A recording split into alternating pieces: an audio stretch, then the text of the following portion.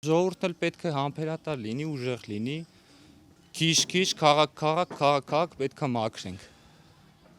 Իսկ այս թիմ ընտրությունների հետ կապված Էջմիածնի կասեմ միակ բանը, որ Էջմիածինը ողջ հայության սուրբ քաղաքն է, սրբազան քաղաք է, Էջմիածինը պետք է լինի մի հատ, չգիտեմ, Սարդարապատ ՔՊ-ի դեմ։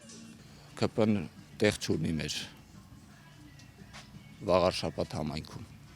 Պետք է պայքարենք, ես նշեցի, որ Վաղարշապատի թիմ ընտրությունները պետք է մեր Վաղարշապատի բնակիչների համար լինի Սարդարապատ։ Այս թուրքամետ իշխանությունը չպիտի ղեկավարի Վաղարշապատ համայնքում։ Ոստիկանների գործողությունները, ոստիկանների վերաբերմունքը ես մենակ խորհուրդ կտամ, որ իրանք լինեն իրանց պարտականությունների մեջ, օրենքի մեջ, որովհետև ոչ մի իշխանություն այսօր աշխարհի վրա հավերժ չի։ Բոլորն էլ պետքա մի օր հեռանան։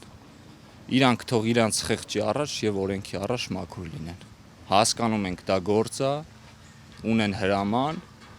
բայց կան նաեւ հրամաններ, որոնք չպետք է կատարվեն։ Դու քո ժողովրդի դեմ բռնի ուժ կիրառես,